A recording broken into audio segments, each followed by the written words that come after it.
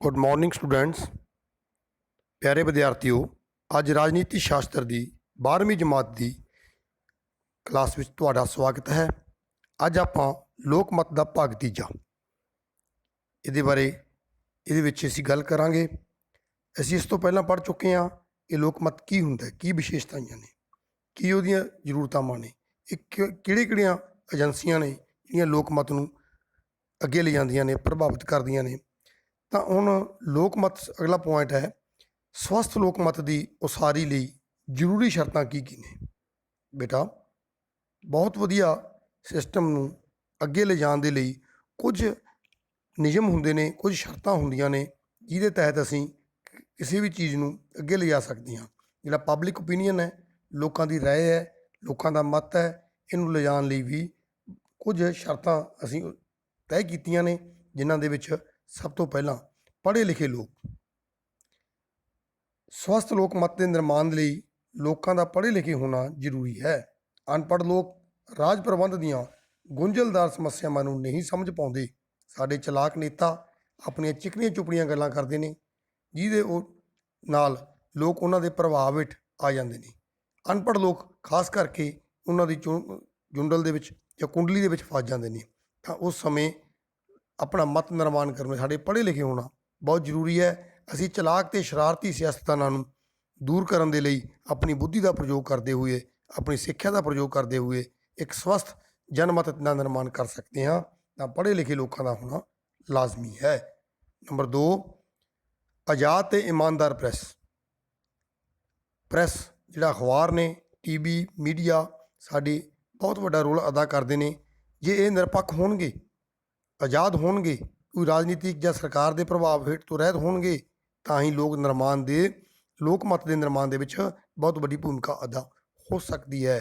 Press ਅਜਿਹੀਆਂ ਗੱਲਾਂ ਨੂੰ ਉਜਾਗਰ ਕਰਦਾ ਹੈ ਜੋ ਸਰਕਾਰ ਦੀਆਂ ਕਮੀਆਂ ਹੁੰਦੀਆਂ ਨੇ ਜਾਂ ਲੋਕਾਂ ਦੀਆਂ ਅਸਲੀ ਸਮੱਸਿਆਵਾਂ ਨੇ, ਉਹਨਾਂ ਨੂੰ ਸਹੀ ਤਰੀਕੇ ਦੇ ਨਾਲ ਲੋਕਾਂ ਦੇ ਸਾਹਮਣੇ ਤਸਵੀਰ ਪੇਸ਼ ਕਰਦਾ ਹੈ, ਅਤੇ ਜਿਹਦੇ ਨਾਲ ਲੋਕ ਰਾਜਨੀਤਿਕ ਪਾਰਟੀਆਂ ਦੀ ਵਿਚਾਰਧਾਰਾ ਦੇ ਨਾਲ ਸਹਿਮਤ ਜਾਂ ਅਸਹਿਮਤ ਹੋਣ ਵਿੱਚ ਬਹੁਤ ਵਧੀਆ ਰੋਲ ਅਦਾ ਕਰਦਾ ਹੈ। ਤਾਂ ਸਾਡੀ ਪ੍ਰੈਸ ਦਾ ਆਜ਼ਾਦ ਹੋਣਾ, ਸੁਤੰਤਰ ਹੋਣਾ ਜ਼ਰੂਰੀ ਹੈ। ਤੀਜਾ ਪੁਆਇੰਟ ਹੈ ਬੇਟਾ, ਚੰਗੀ ਦਲ ਪ੍ਰਣਾਲੀ।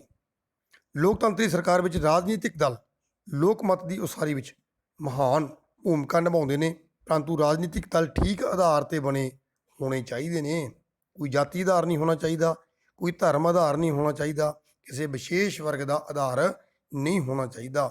ਜੇਕਰ ਰਾਜਨੀਤਿਕ ਦਲਾਂ ਦਾ ਆਧਾਰ ਗਲਤ ਹੋਵੇਗਾ ਤਾਂ ਲੋਕਾਂ ਨੂੰ ਰਾਜਨੀਤਿਕ ਘਟਨਾਵਾਂ ਦੇ ਠੀਕ ਵੇਰਵੇ ਨਹੀਂ ਮਿਲਣਗੇ, ਅਤੇ ਜਿਹਦੇ ਕਾਰਨ ਉਹਨਾਂ ਦੇ ਮਨਾਂ ਵਿੱਚ ਗਲਤ ਧਾਰਨਾਵਾਂ ਬਣ ਜਾਣਗੀਆਂ। ਗਲਤ ਧਾਰਨਾਵਾਂ ਸਾਡੇ ਪਬਲਿਕ ਓਪੀਨੀਅਨ ਨੂੰ ਪ੍ਰਭਾਵਿਤ ਕਰਦੇ ਨੇ। ਇਸ ਕਰਕੇ ਸਾਡੀ ਚੰਗੀ ਦਲ ਪ੍ਰਣਾਲੀ, ਸਵਸਥ ਦਲ ਪ੍ਰਣਾਲੀ ਹੋਣੀ ਲਾਜ਼ਮੀ ਹੈ। ਚੌਥਾ ਪੁਆਇੰਟ ਹੈ ਬੇਟਾ, ਸਵਸਥ ਨਾਗਰਿਕ, ਸੁਚੇਤ ਨਾਗਰਿਕ। ਨਾਗਰਿਕ ਪੜ੍ਹੇ ਲਿਖੇ ਵੀ ਹੋਣੇ ਚਾਹੀਦੇ ਨੇ, ਪੜ੍ਹੇ ਲਿਖੇ ਹੋਣ ਦੇ ਨਾਲ ਨਾਲ ਸੁਚੇਤ ਵੀ ਹੋਣੇ ਚਾਹੀਦੇ ਨੇ। ਭਾਵੇਂ ਕਿ ਘੱਟ ਪੜ੍ਹੇ ਲਿਖੇ ਹੋਣ ਪਰ ਸੁਚੇਤ ਜ਼ਰੂਰ ਹੋਣ। ਸਾਰੀਆਂ ਆਲੇ ਦੁਆਲੇ ਦੀਆਂ ਘਟਨਾਵਾਂ, ਰਾਜਨੀਤਿਕ ਪ੍ਰਕਿਰਿਆ ਵਿੱਚ ਦਿਲਚਸਪੀ ਲੈਂਦੇ ਹੋਣ, ਕਿਸੇ ਦੇ ਦਬਾਅ ਹੇਠ ਕੰਮ ਨਾ ਕਰਦੇ ਹੋਣ, ਉਹ ਸਾਰੀਆਂ ਸਮੱਸਿਆਵਾਂ ਨੂੰ ਸਮਝਦੇ ਹੋਣ ਜੋ ਲੋਕਾਂ ਦੇ ਨਾਲ ਜਾਂ ਸ਼ਾਸਨ ਦੇ ਦਰਮਿਆਨ ਆ ਰਹੀਆਂ ਨੇ। ਤਾਂ ਉਹਨਾਂ ਨੂੰ ਇੱਕ ਵਧੀਆ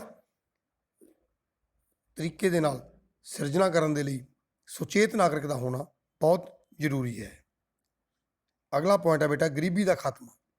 ਗਰੀਬੀ ਇੱਕ ਲਾਹਨਤ ਹੈ, ਕਿਉਂਕਿ ਗਰੀਬ ਵਿਅਕਤੀ ਨਾ ਤਾਂ ਠੀਕ ਤਰ੍ਹਾਂ ਸੋਚ ਸਕਦਾ ਹੈ, ਨਾ ਉਹ ਆਜ਼ਾਦ ਮਤ ਤਿਆਰ ਕਰ ਸਕਦਾ ਹੈ। ਉਹਨੂੰ ਤਾਂ ਹਰ ਵੇਲੇ ਰੋਟੀ, ਕੱਪੜੇ ਅਤੇ ਮਕਾਨ ਵਰਗੀਆਂ ਮੁੱਢਲੀਆਂ ਲੋੜਾਂ ਦੀ ਪੂਰਤੀ ਲਈ ਉਲਝਿਆ ਰਹਿੰਦਾ ਹੈ। ਉਹ ਲਾਲਚ ਦਾ ਦਬਾਅ 'ਚ ਆ ਕੇ ਆਪਣੀ ਆਜ਼ਾਦ ਇੱਛਾ, ਸੁਤੰਤਰ ਇੱਛਾ ਨੂੰ ਵੇਚ ਦਿੰਦਾ ਹੈ, ਭ੍ਰਿਸ਼ਟ ਸਿਆਸਤਦਾਨਾਂ ਨਾਲ ਮਿਲ ਜਾਂਦਾ ਹੈ। ਨਤੀਜੇ ਵਜੋਂ ਸੁਤੰਤਰ ਅਤੇ ਲੋਕ ਮਤ ਦੀ ਉਸਾਰੀ ਨਹੀਂ ਹੋ ਸਕਦੀ। ਸੁਤੰਤਰ ਅਤੇ ਸਵਸਥ ਲੋਕ ਮਤ ਦੀ ਉਸਾਰੀ ਲਈ ਗਰੀਬੀ ਦਾ ਖਾਤਮਾ ਬਹੁਤ ਜ਼ਰੂਰੀ ਹੈ। ਬੇਟਾ ਅਗਲਾ ਪੁਆਇੰਟ ਹੈ, ਜਾਤੀਵਾਦ ਅਤੇ ਸੰਪਰਦਾਇਕਤਾ ਦੀ ਭਾਵਨਾ ਦਾ ਅੰਤ। ਸਾਡੇ ਅੰਦਰ ਜਾਤੀਵਾਦ, ਸੰਪਰਦਾਇਕ ਦੀ ਭਾਵਨਾ ਬਹੁਤ ਵੱਡੀ ਘਰ ਕਰ ਚੁੱਕੀ ਹੈ।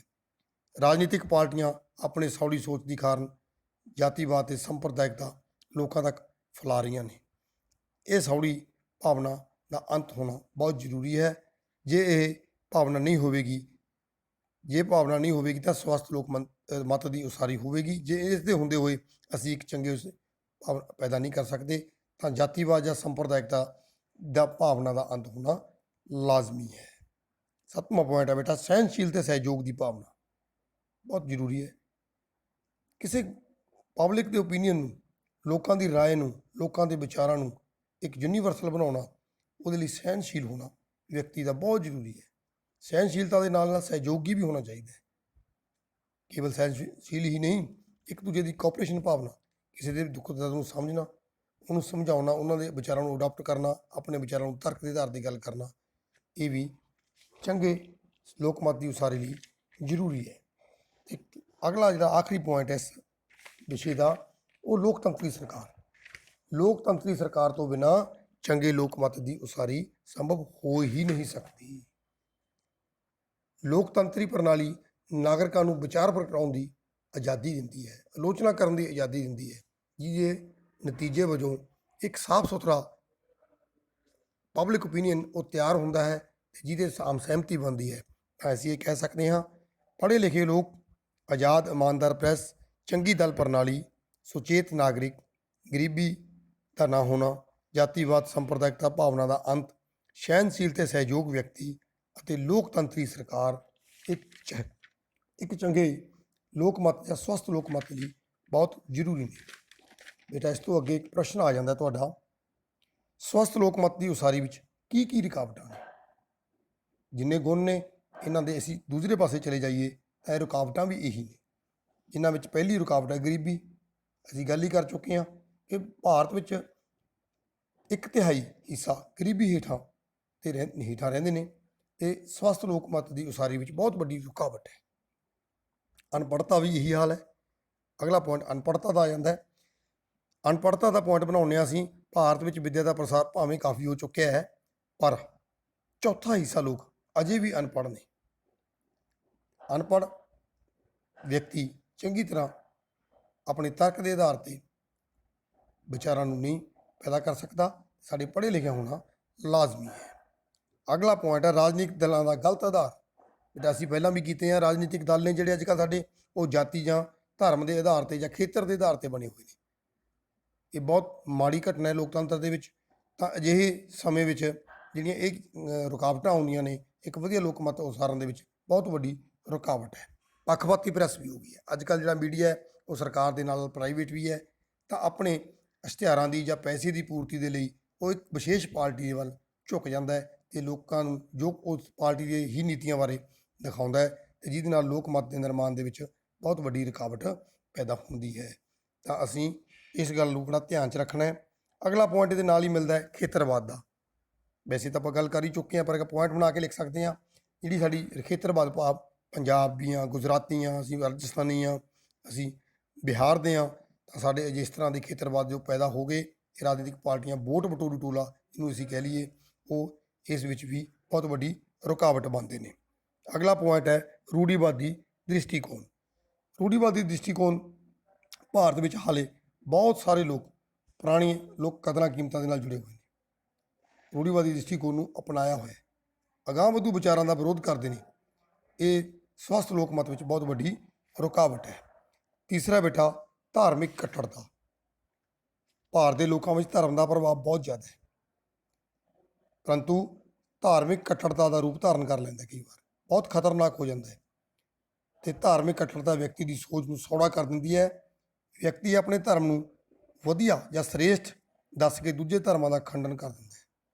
ਤਾਂ ਅਸੀਂ 7 ਪੁਆਇੰਟ ਲਏ ਨੇ ਤੁਹਾਡੇ ਇਸ ਪ੍ਰਸ਼ਨ ਦੇ ਵਿੱਚ। ਸਵਸਥ ਲੋਕਮਤ ਦੀ ਉਸਾਰੀ ਵਿੱਚ ਕੀ ਕੀ ਰੁਕਾਵਟਾਂ ਆ ਸਕਦੀਆਂ ਨੇ? ਵੱਡਾ ਕੁਐਸਚਨ ਵੀ ਆਉਂਦਾ 6 ਨੰਬਰ ਦਾ।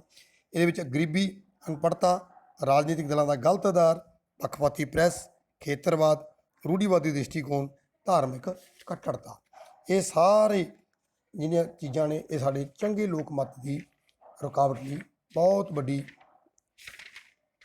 ਰੁਕਾਵਟਾਂ ਨੇ ਲੋਕਮਤ ਦੀ ਉਸਾਰੀ ਦੇ ਵਿੱਚ।